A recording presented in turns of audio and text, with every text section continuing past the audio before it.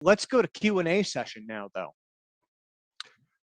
So who wants to go first? And again, you can raise those hands with, let me see, Option Y on Mac or Alt Y on Windows. Yeah, I think so. I know the high voltage, as it builds up, will distort more and more electronics. And let me see, Nils, go for it, sir.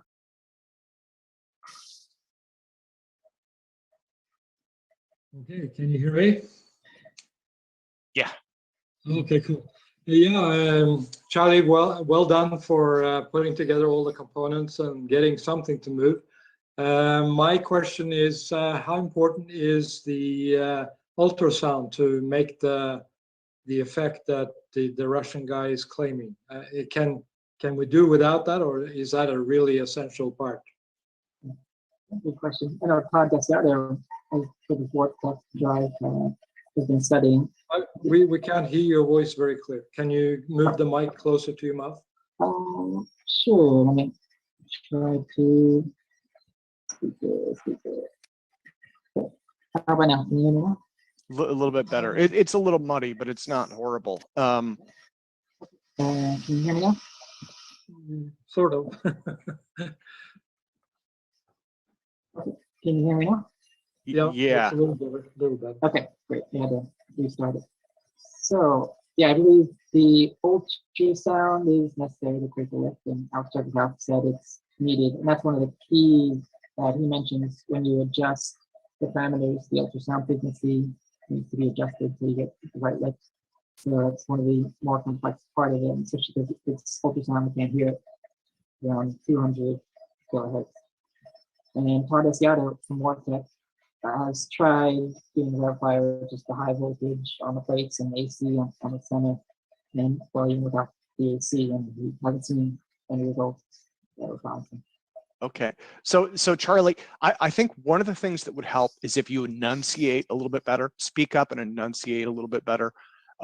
You know, it seems like the mics on your machines might be having some issues, and that's okay. You know, it happens, but yeah, just try and maybe project your voice a little bit and enunciate a little bit more. So if it's okay, I would like to ask you, before I go to our next question, I want to ask, I missed a lot of your presentation. You have this kit from Alexey Chekurkov. I know he's been sending you bits and pieces of information along the way. Have you gotten any results that indicate that this thing might work? I myself haven't seen any results. I haven't been testing it on the scale, so I've only seen if it'll lift. And even if it falls over or jumps, that would be some results, but I haven't seen that yet. Okay, okay. I can turn off the electronics, and that would probably help with, I believe, the noise cancellation and the high voltage is. Yeah, please. Tim, I had one more question. Yeah, go for it, Nils. Okay. Charles, can you share that YouTube playlist that you showed on the video today? I'll be interested to watch some of those videos. Yeah, just the playlist. Where can I get that? I can post it here in the Zoom. Oh, that would be great. Yes, thank you. Mm-hmm. And just on the ultrasound, to leave that, is it a yes or no on the question, is that an essential part? Yes, Alex Chekurkov said all the designs he's used that create a lift was using ultrasound. Okay, thank you. Wonderful, thank you, Nils. Okay, let me go to Michael Boyd next.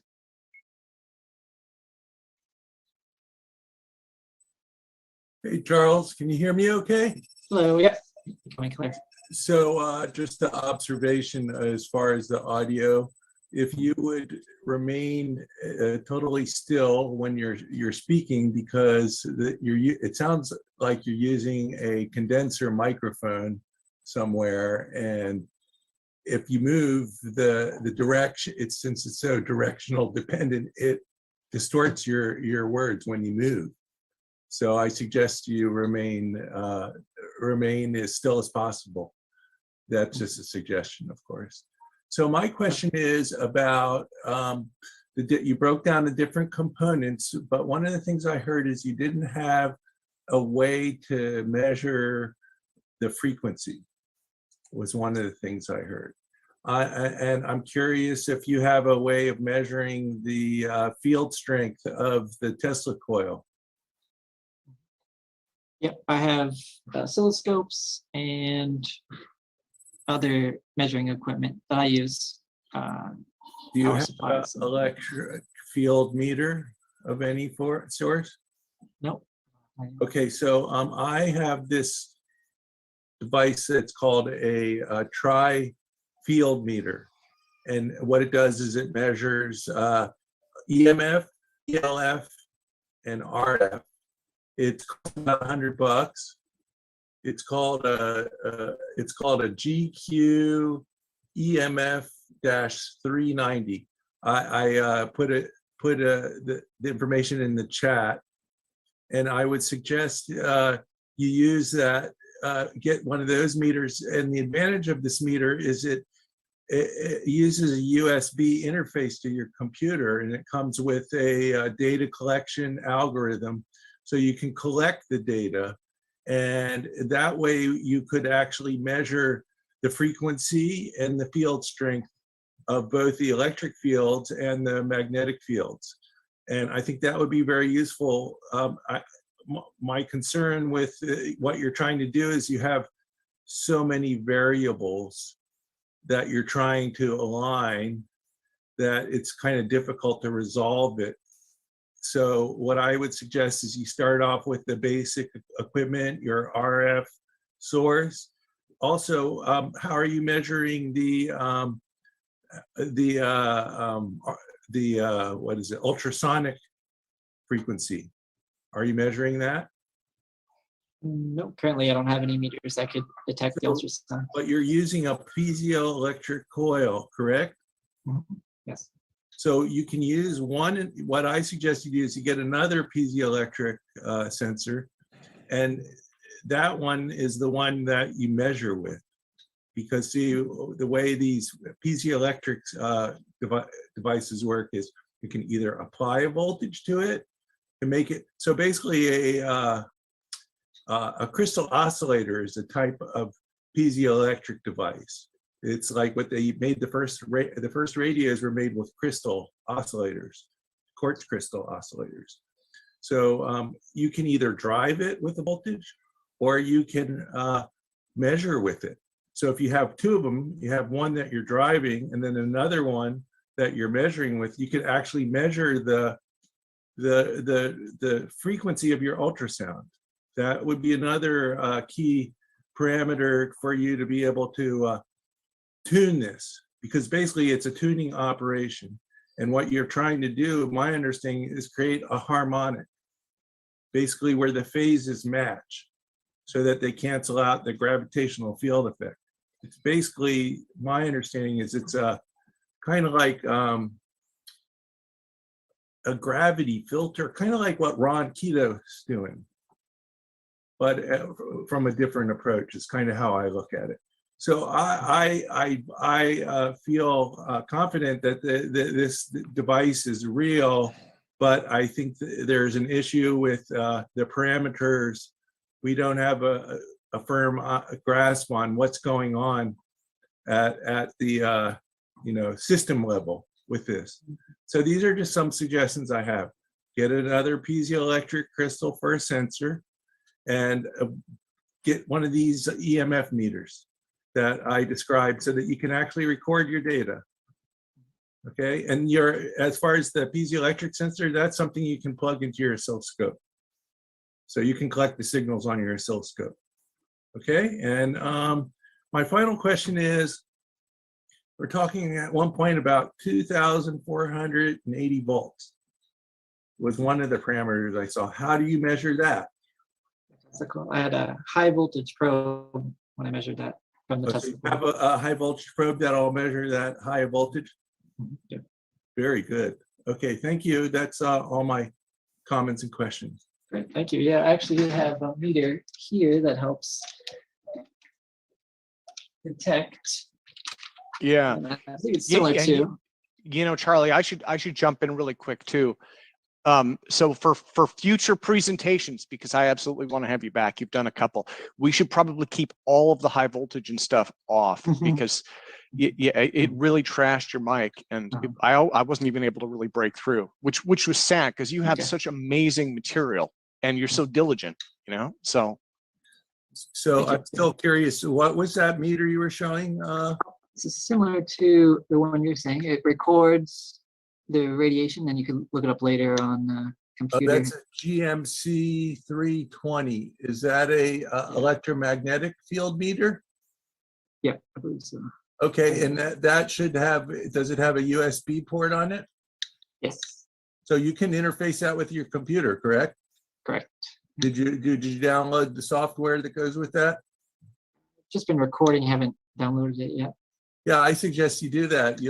I think that may be equivalent to the 390. I don't know if it's a tri-field meter or not, but I can't really tell from there. Okay, thank you. Yeah, you're welcome. And for the oscilloscope, they have multiple channels on that, so I'll be using that to measure multiple signals at once to see how they interact with each other. We're still working on that. Yeah, that's what you need to get your harmonic resonance that you're going to need to get lift. Yep, and it was a good idea with the piezoelectric. I've been measuring the AC signal it's used to power the piezo, but it's a good idea to use another piezo to resonate at that frequency, and then I could be able to pick up the voltage and the signal on the one near it. So I'll try that. So I have a question. This is John Reed. Charlie, John, could I get you to turn on your camera, John, if that's okay? Oh, I'm sorry that the camera's not working at the moment. Okay. So yeah, well, go ahead, sir. Yes, Charlie, because many of us could not understand you clearly in what you were saying, I'm wondering if you would happen to have a transcript of your presentation or maybe an outline that you could send to us. Okay, I could send the PowerPoint, but no transcript of it. You know, Charlie, you could put that right into chat, actually. You can upload files into chat if you wanted to do that, and everybody could get it there. Sure. Yeah, I'll do that now. Okay. Thanks so much, Charlie. You're welcome. Yeah. And again, Charlie, I can't thank you enough for presenting. You know, technical stuff happens. It is what it is. So. Yeah, it was actually pretty good because the Graviflyer is known for its high electromagnetic fields. So I was worried it would even distort the Wi-Fi and disconnect me, but luckily it didn't build up enough to do that. So, but you do see that there's fields that are invisible that are interfering with electronics. Yeah. Well, let me go to Morgan next. Morgan, go for it. And again, if you could turn on your camera, sir, that would be wonderful. Yeah. Oh, thank you. Okay, cool. Yeah, sorry. Oh, so so nice presentation, by the way. I wanted to just, I don't know if I missed this, but what actually is occurring on the Graviflyer itself? I see that you have like rotating magnetic fields and voltages applied to it, but what's actually like, can you describe a little bit about what that actual device is doing? You know what I mean? Like, what, you know, if there's some, whatever, because I mean, we're talking about phase matching and things like this, but what's actually happening on the device? You know what I mean? Yep, so there's three main forces: the high voltage sawtooth on the top and bottom discs, and the AC signal on the center disc, and the ultrasound above, on the cone above it. And there's also the spinning magnets roll north facing up, which does create like another AC signal on the center plate. So is this like the theory exactly what's creating the lift? Is it like a the theory of capacitor? it is still debatable. You said two plates with a sawtooth. Okay, so capacitor right. with a plate on the inside and then a rotating magnetic field below it? Yeah, part of the capacitor is the bottom rotating disc that has the magnets on it. So you could say the bottom portion of that capacitor has the magnets, and then the center AC signal obviously says is to use to separate the spinning magnetic fields on the top and bottom. I see. Okay, so the magnetic fields are inside of the capacitor, and then you have an additional sawtooth electric field on the inside of that as well? Well, there's the plates are the capacitor, so there's the charge on the plates for the sawtooth high voltage. And it's DC or AC? Or no, okay, that's AC. And then for the capacitor plates, is that DC or AC? Well, on the the plates are the high voltage. Yeah, I guess you could say, you know, it's a sawtooth, so it's like an AC, and the center is AC from Tesla coil, high voltage wireless energy. So the capacity, there's no real like other capacitor in there. It's, the whole thing acts like a capacitor. There is a video on Alex Chekurkov's website that he draws out the fields when he thinks the two torsion field video. Okay, yeah, that's on that list of those YouTube videos. Yeah, okay, I'll check those out. There's one, yeah, I saw there was a presentation where it kind of explains what's going on with this, right? Yep, I can share my screen again real quick to show it. Here it is. It's after the schematic, and yeah, I'd recommend translating it to English. He later goes into what the fields look like. He drew them on the side here. Can you go back? There was that one picture. Can you of the actual device itself? Can you kind of explain what's going on the device, just for a point of reference, or like with this diagram here? Sure. This is an older one, so it shows magnets on top and bottom. But in later designs, he only has the magnets on the bottom discs. So it's kind of like acting as a capacitor. It's the top positive, the bottom negative, and the center has the AC. You know, if I could jump in, one of the things that kind of stands out to me is a lot of people have accused Alexey of being a fraud, but the amount of work that he has put into documenting this is pretty insane. You know what I mean? I've seen my share of frauds, and usually it's kind of surface level with a couple of cheesy schematics, and that's it. He's built several models of these. He keeps testing them and putting videos up. He's got detailed schematics. He's trying to outline fields. I mean, I guess it's possible, but it just seems like the time and energy investment that's gone into this is more than, you know, more than I would expect, I guess, if he was making it all up. That's true. And I also would suggest going to Rex Research. They have a great page explaining their theory of Graviflyer here in more detail. And what they think, this is the sawtooth signal that they showed was a little different than what I observed by actually measuring it. They took screenshots from several videos and they go into the construction. Yeah, and a lot of written text on its description. But they, again, they're using the older version of using magnets on top, which isn't in the later designs. And do you have any idea of what the magnets are actually doing? They're spinning, but besides that, I don't know. But I've tried to measure the plates when there's no high voltage applied and there's an AC signal created by the spin magnets. And then is the voltages that are, excuse me, well, I guess the frequency that's on the, so you have the two plates with the one in the middle, are these things at the same frequency, or what's the relationship between the frequency of the middle plate and then the frequency of the two plates on the outside? Is there some relationship with those? Right. Well, they're all different frequencies, but somehow they have to kind of resonate together, according to Alex Chekurkov. So that's the part I'm still trying to figure out exactly what. And he doesn't have an oscilloscope, so he hasn't been able to measure the exact frequencies of when it's lifting. So because it does, I mean, at least kind of makes sense, because if you have some, I guess, a charging capacitor, you got an electric field on the inside, and then if you have the middle plate where you're putting charge on that, that can create a lift. You know, I don't understand what the magnets are doing, but yes, but that would be at the same frequency. You know, if you have both of those at the same frequency with some phase, I guess you have to get lucky with that, but it seems like that could create a lift. That's interesting stuff. Okay. That cool presentation, actually. Thank you so much. Thank you as well, Morgan. Okay, let me go to Michael, who has been patiently waiting. Mr. Sullivan? Hello.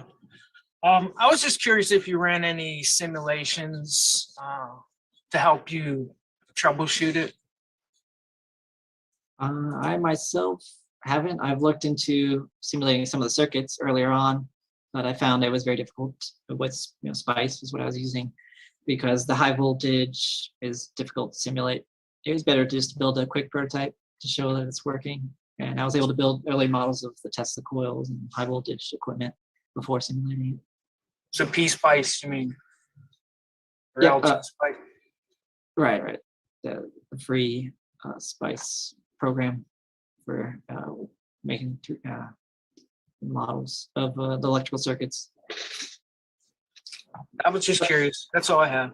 Yeah, but in our WhatsApp group, there is some that have been studying it more from the theoretical, and they've done more with simulation than I have to show mostly the electromagnetic fields around the Graviflyer, which, yeah, I don't quite understand. But from their results, it shouldn't fly, basically, is what the simulations say. So there's not something new to the theory that needs to be added. Yeah. Well, and again, Charlie, from what you've seen so far, you haven't seen any effect yet, right? You haven't. I mean, now, have you seen anything strange? Have you seen anything that might suggest that something is going on? No, all the components are working individually, and yeah, I've been happy with receiving the kit. So nothing strange that I can see. Okay, I wasn't sure. Well, I was thinking like some kind of weird, I mean, Lord only knows, right? But like a glow or some kind of a discharge or something that might be like, hey, something's happening here. So. Yeah, I've been keeping an eye out for those. They're known as like the Hutchison effects, but I haven't seen them. Yeah, yeah. Okay, awesome. Well, let me see. And Harold is here. Harold, don't be shy, sir. Harold had a question. There we go. Thank you. I just have problem with this Spectrum internet. What I want to ask if Charles, if he has done a free body diagram of the forces in the system and the physics behind the creation of those forces. I mean, the analysis, the circuit analysis is beautiful, perfect, great detail. Good job on that part. But what about the physics behind the thrust output? Yeah, I myself haven't done the physics behind it. I'm more electrical engineering student, so I prefer to build and test the electrical components. That's why I focused on electrical, mechanical, and not so much the math and the physics of it at this time. But I believe once we get it flying and lifting, then we'll be able to study it more and understand it better from the physics side. Do you know if anybody has done it? Because so far, I came across an analysis by Roshan about a few months ago, in which actually he claims that his analysis proved that Alexey's machine should not work. And that's what I'm wondering, because I mean, A+ in marketing for Alexey. It's a great machine. I mean, he has opened a lot of doors. I mean, a lot of interest, and everybody around the planet is looking for that, the golden trophy, the working machine. And he has done a good job on that. So, which is good for the profession in a way. It stimulates a lot of interest. But that particular design, I mean, do you know anybody who have done the physics behind it? Apart, from Todd DeSiato, I know he made a good presentation a few months ago. Yep, Todd's been working on it, right? But even his theory doesn't completely explain the function of the Graviflyer. Even the ultrasound, there's nothing in the physics or electronic books that would explain its interaction with the field. So if it does work, then there would be new physics to understand why it's operating. And Benjamin Solomon is another professor researching the Graviflyer, and he's done some of the physics of why it might be lifting. And he's part of a meetup, anti-gravity today, which I've joined that group, but they haven't met recently. And they're trying to figure out the physics of why the Graviflyer would work. But there's still a lot of people speculating, and none that prove why it should work. Right now. Have you tried out Dr. Paul Lavillette's subquantum kinetics? He was here earlier. I think he's left. He was here earlier on. Paul Lavillette, subquantum kinetics. Mm-hmm. Yeah, his theory might explain it, but I'm not familiar with it. Yeah. Well, let me go, if it's okay, let me go to Theo, who has his hand up. Yes, hello everyone. Just switching my video on. Thanks, Charlie. Great talk. Very interesting. I have a question concerning the bottom plate. Is there a reason why you connect this to the minus? I mean, it seems to be important. You have the minus below in the bottom plate, in the bottom disk, and the plus in the upper one.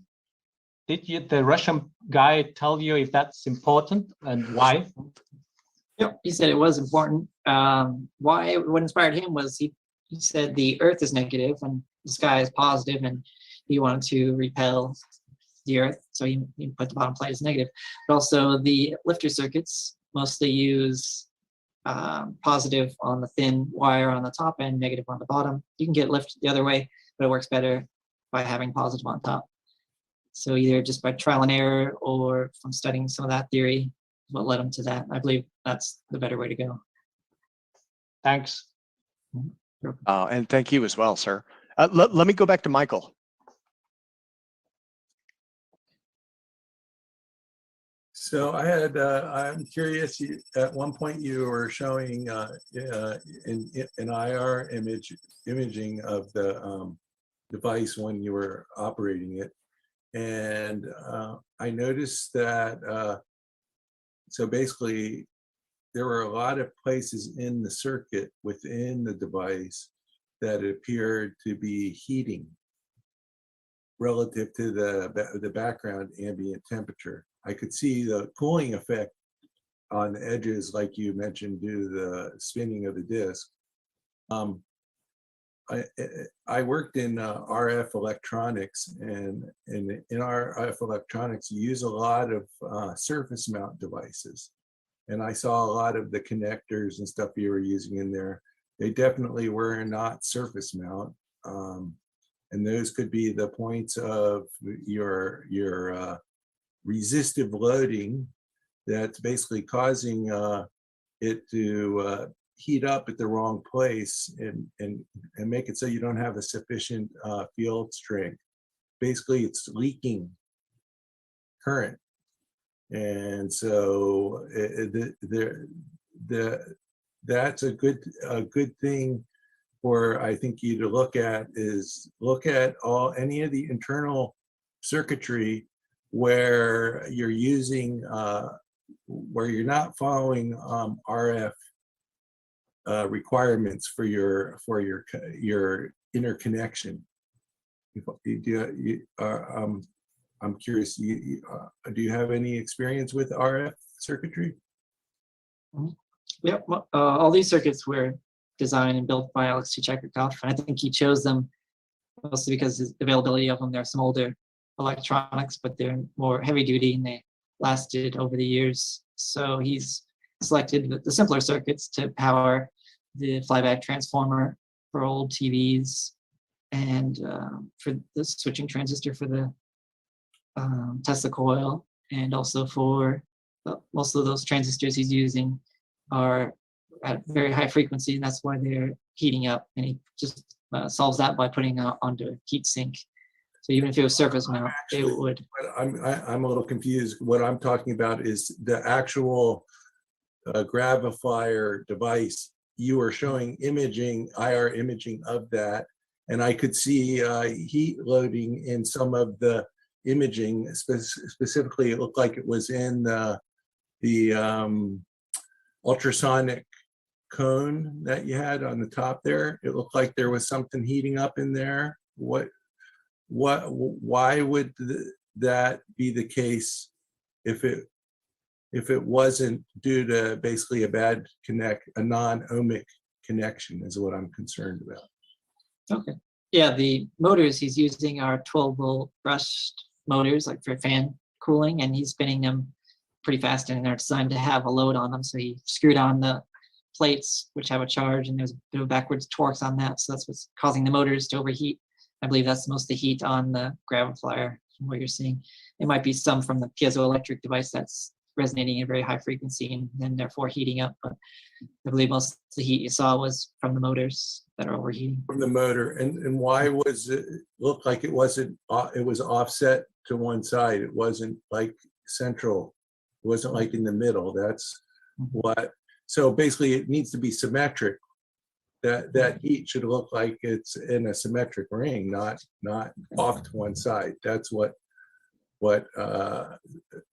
was of I felt concerned about that, because that could be that could be due to a bad connection, is what I'm saying. Okay. Yeah, it might have to do with how the thermal camera works. So it's also using the camera from my phone, which is slightly offset, to compare it with the thermal camera that's connected to the bottom. And maybe when those two images are overlaid, it looks a little offset, but it should be more symmetrical than it actually is in the video. Okay, thank you. These are just some observations. Trying to, Okay. Michael, thank you as well. Charlie, that is a hardcore looking phone. And that's enormous. That is an enormous phone. Is that a Samsung? It must be a Samsung, right? Yeah. Yeah, but it's giant. It's like, okay. So let me see, who else has questions? You know, so Dawn had mentioned in chat that tweaking until something works can mask an accumulation time. And so that's something I'd like to speak to that a little bit. That's something that Mark and I and many other people, I'm sure Charlie, you're probably familiar with it as well. One of the things that we've all seen reports of are what are called nonlinear effects, right? Where they scale, and they tend to scale exponentially, and below a certain threshold, you see absolutely nothing. And then once it gets above that, then it can become, you know, quite pronounced. So that would be to his comment. And then let me see. Oh, Tim, Yeah. that's a very accurate statement you made, you know, that did made, and you made it better with your analysis, even better. Oh, well, Which is thank you. true. And The person that I got that from was laser physicist John Daring, who studied this stuff for many, many years. He worked with Dr. James Coram, and James Coram he retranslated Einstein's unified field theory. He did the 21 and 27 versions. They also worked with the guy who wrote the book, not William Moore, it was William Moore, and he worked with Charles Berlitz. They worked with the guy who wrote the book on the Philadelphia experiment. And so they tried to reverse engineer a ton of little projects, and they were also aware of several others. And one of the things that Daring told me again and again and again was, he said, all of these effects are nonlinear in nature. You won't see anything until it starts to happen. And then once it happens, it starts to scale very rapidly. So. thank you. Yeah, thanks. Well, guys, you know what? We have more questions. Okay, good. We're running ahead of schedule. Let me go to Michael next. Sir? Hi there. So I agree actually with Michael Boyd about the EMF meter. There's a whole bunch of RF equipment. It's like a probe. You just move it around in space. You don't. The thing with oscilloscopes is you're going to get a ton of parasitic capacitance on the probes when you're working with RF frequencies. I mean, if you're working down in the kilohertz, it's not going to matter too much. But if you're using anything megahertz or even gigahertz, you're going to want an EMF meter. I also recommend a software-defined radio, SDR. There's tons of them on the web, and that will give you the whole EMF spectrum that thing's putting out in the megahertz and gigahertz range, and kilohertz depending on which one you buy. So very broadband thing that you can scan through all the frequencies that are coming off the thing. It's very useful for RF stuff. And let's see. The nonlinearities, it's not just like a buildup or whatever of some effect. You can have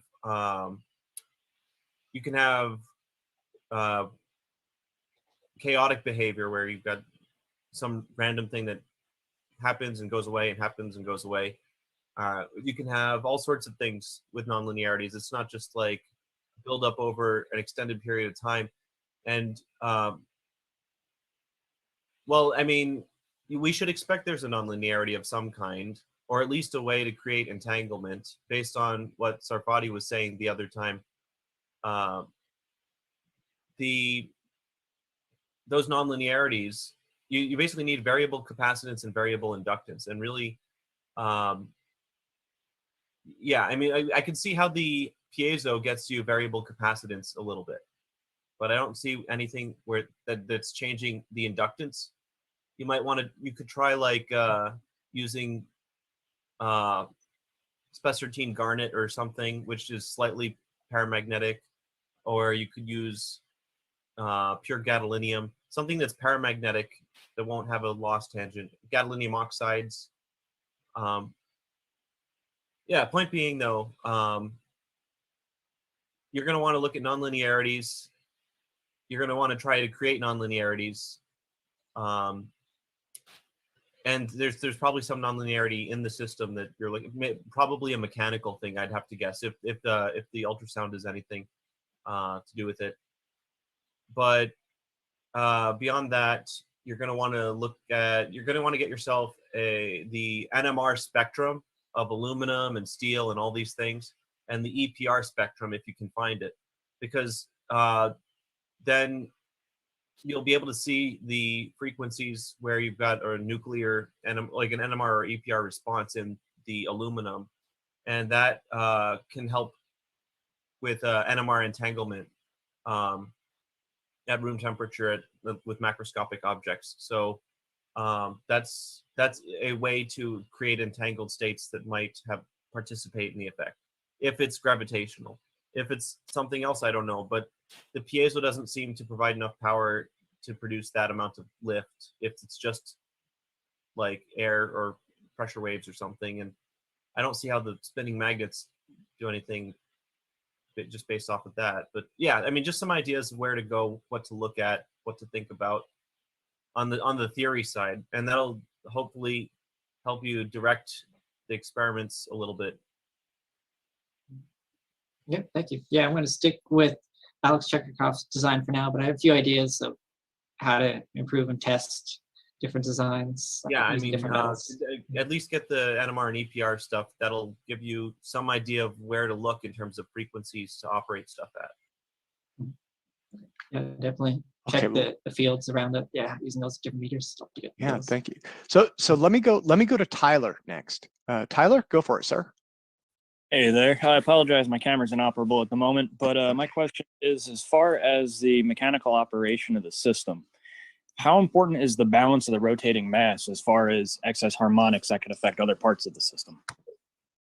Okay, good question. I noticed from Alex Chekurkov's design, he hand cut the plates and they're not well balanced. So there's a bit of vibration caused by that. And I'm not sure if that vibration is needed to create the lift, but I've seen people use laser cut and it's much smoother when CNC or laser cut materials are used.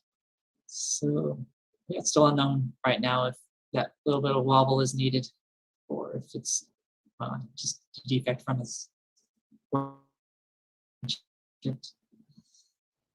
Yeah, and Michael just posted in chat that mechanical vibration could create non-linearities, and yeah, you know, and then who knows? Maybe there's an overlay. Maybe there's some kind of a beat frequency with the ultrasonics, right? So, okay. Well, let me see who wants to go next. Does anyone else? Ah, there's Nils. Nils, go for it, sir.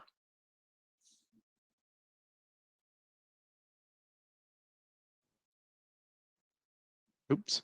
And oh, I think Nils I think we just lost his connection. Does anyone else have questions?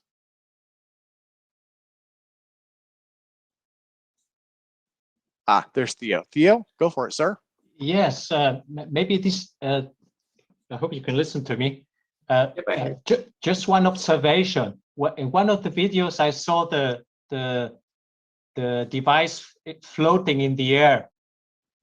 There was no vibration. It was kind of static, which was very weird. You know, when you have a helicopter or an airplane, somewhere in the air, there is some moving. But that thing, when it was testing that there are no cables around it, that device was like stuck. It was not moving. So that was for me kind of very strange.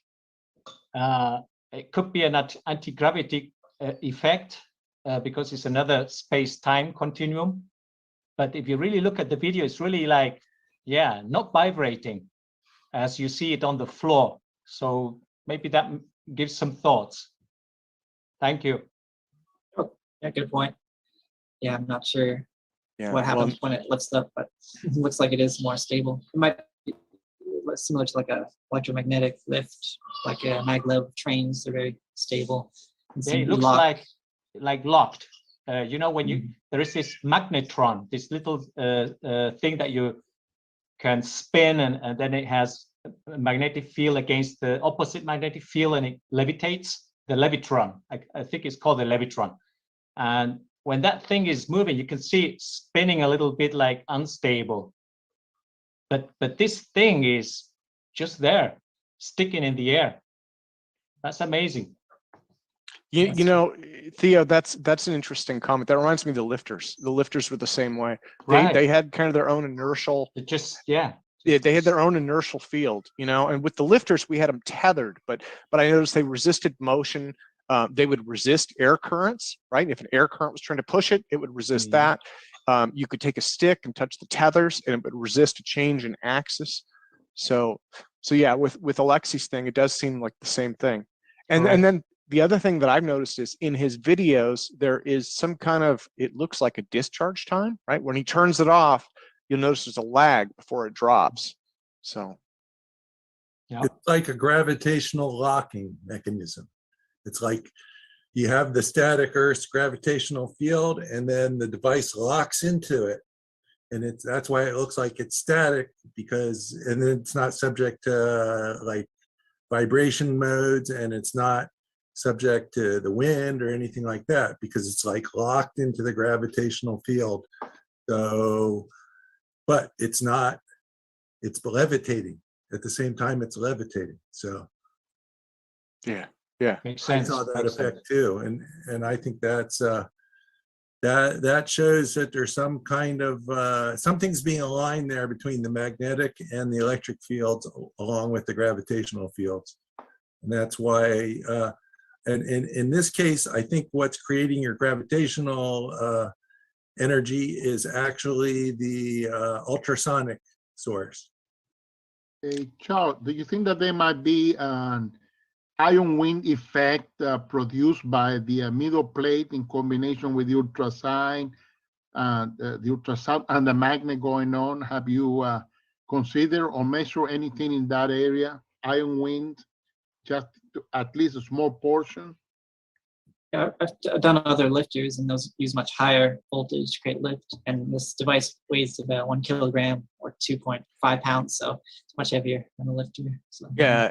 Harold, if I could jump in, an ion wind may contribute to some other kind of effect, but I could, from experience, there's no way you could produce enough ion wind with that device to actually levitate it. I mean, ion wind does a few ounces, you know, at the most. I agree with that, because if it does, it would be, you know, major discovery, you know, large amount of ion wind. Probably a small percentage, like you said, is agreeable, unless otherwise, you know, Alexey explained there is more. But what you said is reasonable. Thank you. Let me go back to Nils. Nils, go for it, sir. Yes, can you hear me now? Yeah. Yeah, sorry, I had my mic turned off. Apologize. Charles, have you heard of the term cargo cult science? oh, sorry.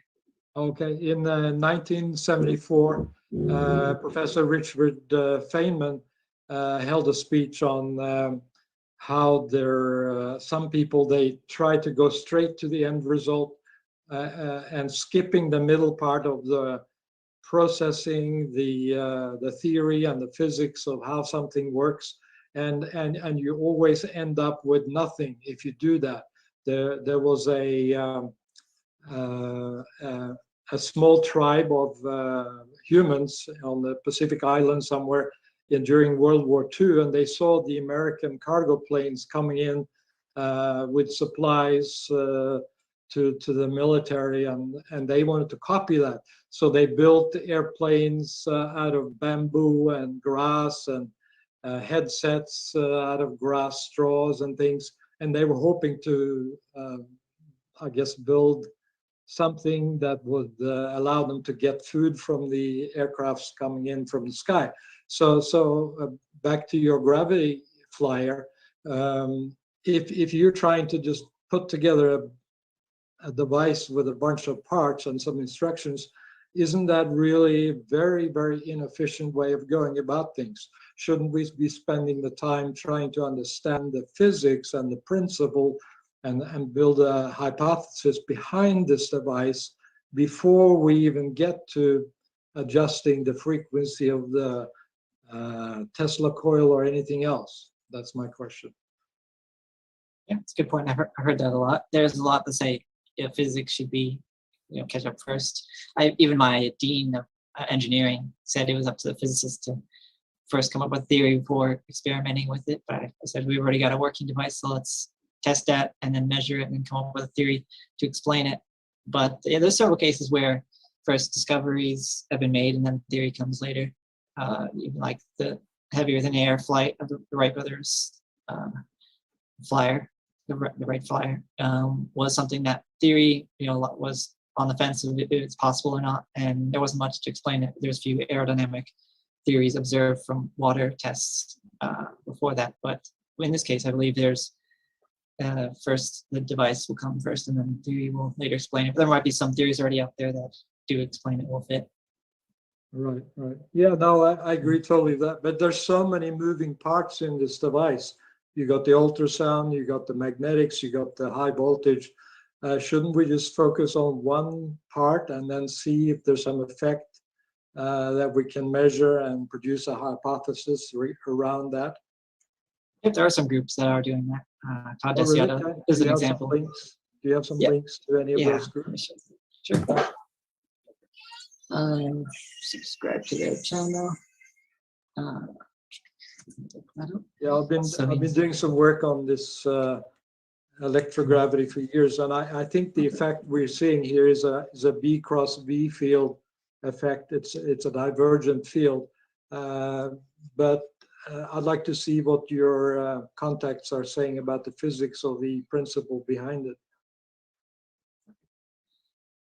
Yeah, I believe those theories, warp drive tech is the one I'm talking about. I'll put that in the and that's Zoom. Todd's, right? I think that's Todd's. Correct. Yeah, he's doing the approach of bottom up, where he's testing each part individually to see if that's what's creating the lift, and more the top down approach where I bought the kit and I'm testing the full setup. Let's so if it's okay, let me go to Mark Sokol next. Who's been, oh, it's Aiden. Okay. Yeah, sorry, Mark, Aiden. It's fine. Mark's disappeared from the lab but the backtracking a couple minutes ago, we were talking about the ion lifters and the stability. That brings to mind the 1952 Kingman, Arizona UFO case, where like a vehicle came down and it had they sent out a recovery crew, but it was still powered, and they were having they were trying to pick it up and then tilt it and put it on a trailer bed. But as they were trying to tilt it, the vehicle resisted, and the crane ended up pulling itself up off the ground. So there's it's I guess flux pinning from within the vehicle, and that the crew of the vehicle had to go in and power it down in order for them to load it onto the trailer bed and take it into the deserts of Nevada. So I've, one of my aerospace mentors who's been on this has talked about that and said that there's on the more advanced vehicles, there's some sort of, flux pinning that's going on, which keeps it oriented. And then the other term that has come out of my research on ufology is the gravity envelope.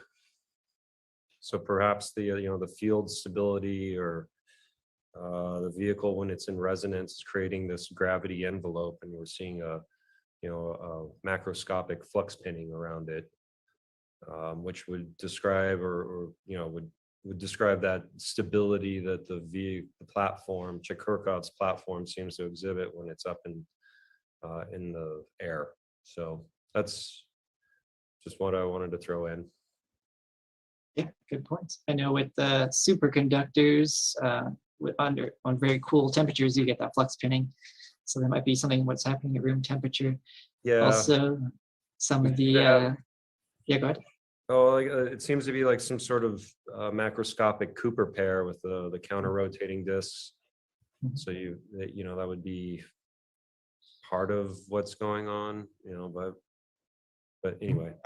Yeah, and Bob Greener studying Hutchison effect mentioned ball lightning, and objects inside the ball lightning, like the sand and water, were unaffected by the temperature and time and even the gravity around it. So maybe something like that's happening. There's a field building around it that's taking out of the gravity field of Earth on it. Okay, that's, yeah, I don't know. That's just why I wanted to put that into the group discussion. So, okay. Yeah, well, Eden, thank you. Thank you. So let me see, who else has questions? We've got about 15 minutes left in our Q&A session. And if we run out early, I'm sure Mike will grace us with beginning his presentation early. So, but let's see. I have a question. Yeah, go for it. Yeah. So I'm curious what the you were talking about what the rotational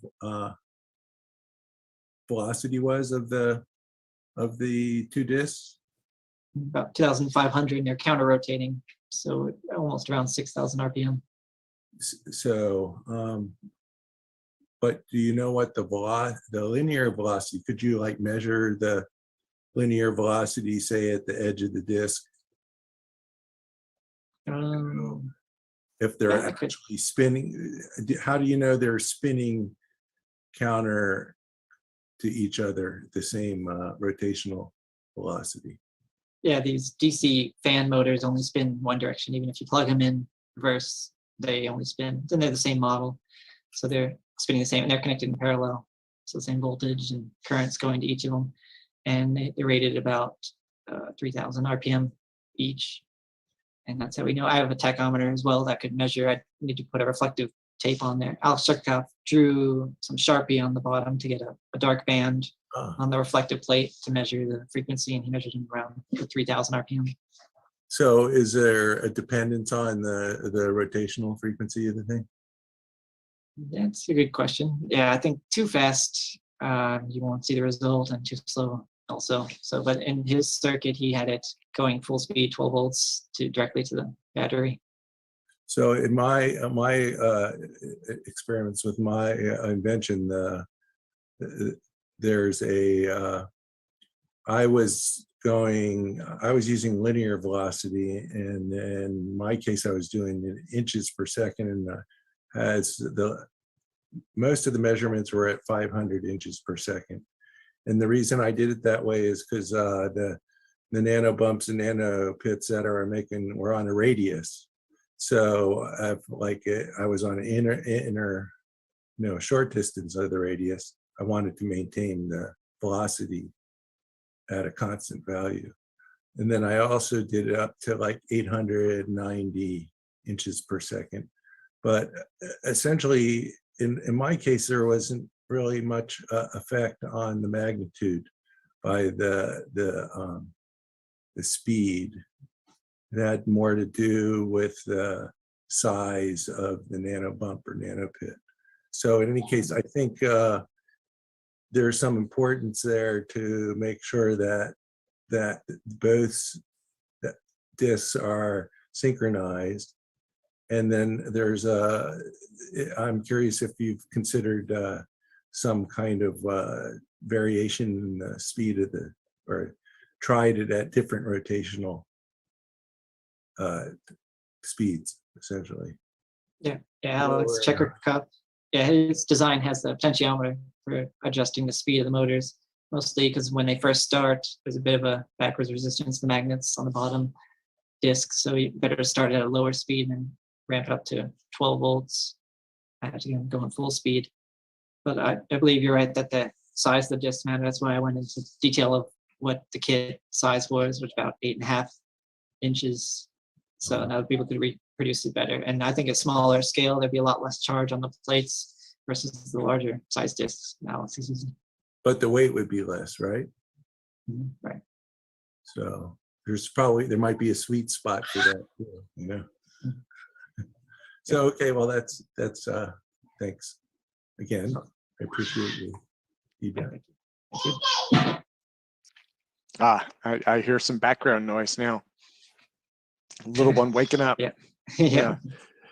Well, let me see who has questions next. We have about 10 minutes left, and again, if we don't have any, we could probably go to Mike early. Oh, there's Nils. Nils has another one. Okay, go for it, sir. Just a very quick question, Charles. Where are you going to put the links you mentioned about the YouTube playlist and your contacts to the guys doing research on the physics on the principle? I have the links in the chat here, but I could also share it. Maybe I missed something. Did you post it in the chat to everybody or? APEC 2 on Zoom. On yeah. It's been a big file, maybe it's still downloading. Oh, maybe that's it. Yeah, I'm not seeing the links either. So. No, I'm not seeing it. So, okay. I could open it and just copy the link page into the chat. So Tim, should I just wait then for the link to appear? Yeah, yeah. I think he's still working on it.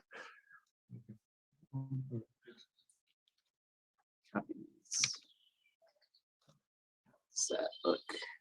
Yep, so that's the YouTube from Alexey, Facebook, my YouTube, my Thingiverse, and the Google Drive is the last link. Probably what interests people the most. It has more detailed pictures and parts list and video of me getting the kit at first. Wonderful. Okay. So let me see, other than the links, and I know he's working on those, does anyone else have questions? I do. I have a question. Hey, Lulu. Hi, everyone. How's everyone? Happy New Year's. I have a question. Your meter, like your the one that's Michael's telling you to download the app, and so you can run the program, so you could see the frequency, you know, the oscillation of the frequency, right? Well, when you're downloading the app, aren't you somehow like connecting to the outside world, which is the net, like, you know, the internet, the world? And if anybody has any counter program, you're just like giving off information that, hey, you know, I'm working on this, and now I'm you know, downloaded the app, and it gives them a trigger. So it can't be connected to the internet. It's got to be connected to its own computer. If you really, you know, something that's not connected to, you know, anything else, you know, so you get real readings. Otherwise, it's gonna, you don't know if the readings manipulated by the app or by the internet connection or the Wi-Fi band or by, I mean, there's so many different variables once you know, plug into the, you know, the world. So, you know, you have to have it in your own system first, and then compare it with the outside systems. The outside systems, all these little gadgets that you need, you know, to connect to some outside server to, you know, to have it work. I mean, you don't have the server, you don't have the control, you know, like it's just giving it into somebody else's hand, you know, everything. You know, you've worked very hard for, and, you know, for these big companies that, you know, have warehouses and warehouses on running these, you know, different modules and these different algorithms. You want to have your thing, don't do it that way yet. Do the older technology. Like, you know, the other day I saw this on Facebook, like an oscillator, like $50. They're selling like something built in, you know, maybe 1980s, maybe, I mean, just the ones that work on the, you need stuff like that first. And then, you know, you go to the modern day and you cross-reference. And, you know, these things also have a core, like an oscillation core. The older ones have the pure stuff in them. Here, now the newer days, it's just, you know, commercial, mass production. There's not any more, you know, extreme, it's just a machine that, you know, runs all of these. It's a block, you know, like there's no pockets, there's no variables. Old stuff work way better. You know, there is a human touch to them. It just, you know, keeps it more personalized. It keeps your invention yours, not everyone else's, you know. Anyway, but just start with your stuff first. Don't give it to the world yet. It's good. It's concerned. Thanks. I'm not sure about this model, but I think the signals record from this could be viewed offline. But I'll have to double check to see the app. Right, that'd be good to, yeah, double check that it's offline to make sure nothing's changed before uploading it or checking with an app that's connected. Yep, thanks. Yeah. Well, yeah, thank you, Lulu. So let me see, we got about 5 minutes left. Do we have any more questions? And every time I ask this, we have one that pops back open, so. Oh, there's Nils. Okay, see? Oh, go for it, sir. Okay, Charles, we're still not seeing the links in the chat. Can you just post your email so I can send you a message or something? Sure, it's shafec2@yahoo.com. You just type it. Can you type it? C2, yeah. I know YouTube blocks other people from posting links. I'm not sure how Zoom does that without admin control. Maybe that's it. Yeah. I don't see it. You posted your email address? Maybe I've been sending it to. You know what? Let me find it because I have it written down. You know what it is? Yeah, I think I see what it is. It's not to everyone. Yeah, that was my worry. Okay. There it is. Okay. Let me post that again. I will put that in there as well. Yeah. Yeah. Oh, and now actually, Charlie, if you can post the links now that you've got it set. There we go. There you go. Okay. Perfect. Perfect. We're cooking along. That's what it was. Thanks, Charles. Okay. Okay, so I think we are just about there. We got about 4 minutes left.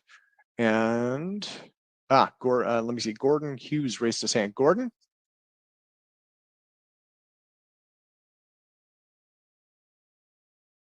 There's.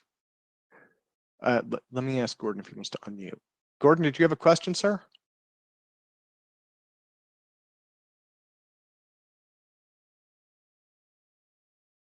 Okay, and it looks. There we go.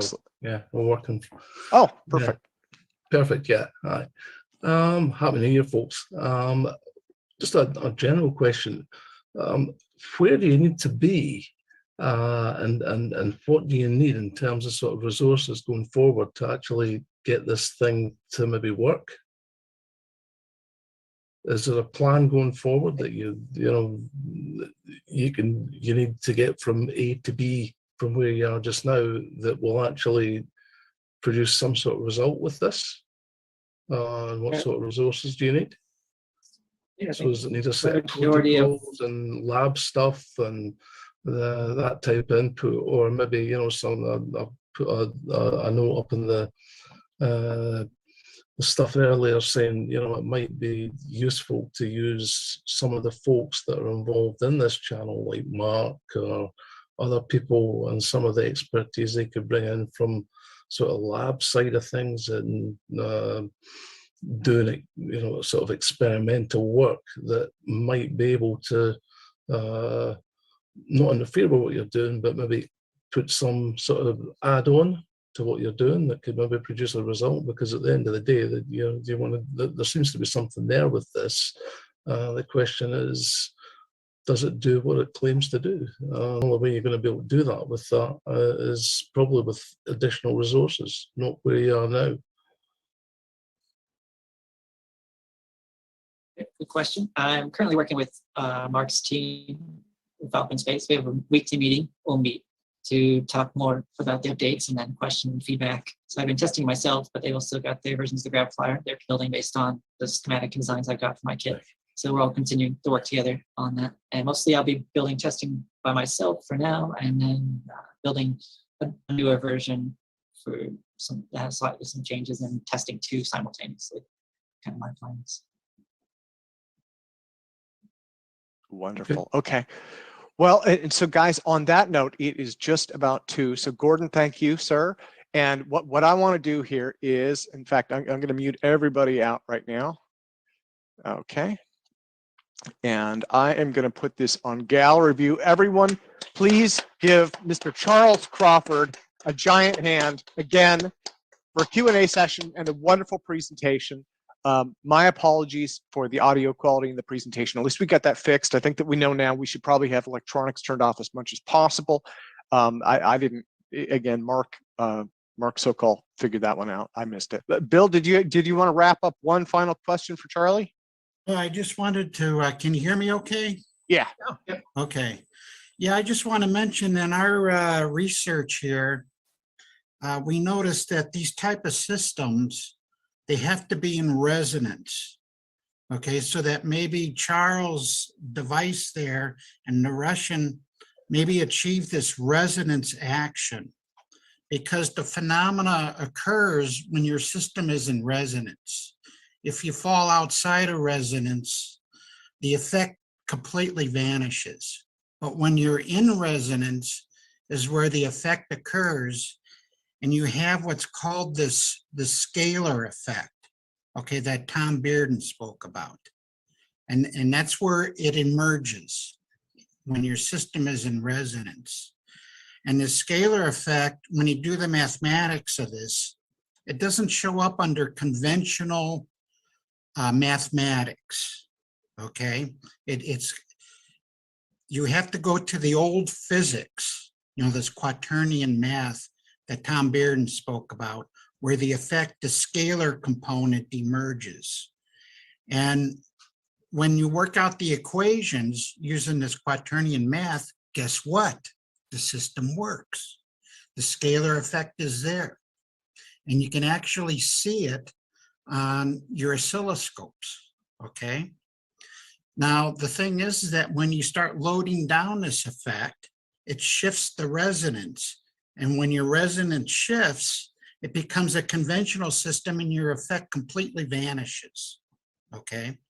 So maybe in these lifters or in this gravitational device, these type of devices where the effect emerges, your system has to be in resonance and you have to be able to track that resonance, okay? So I just wanted to make this comment to Charles that this type of device would have to be a resonant system and you have to be able to track that resonance. It's real tricky to do, okay, tracking that resonance. And I think that's maybe what has to be done in this case. So I just wanted to make this comment about that. Bill, thank you. Thank you, sir. Mhm.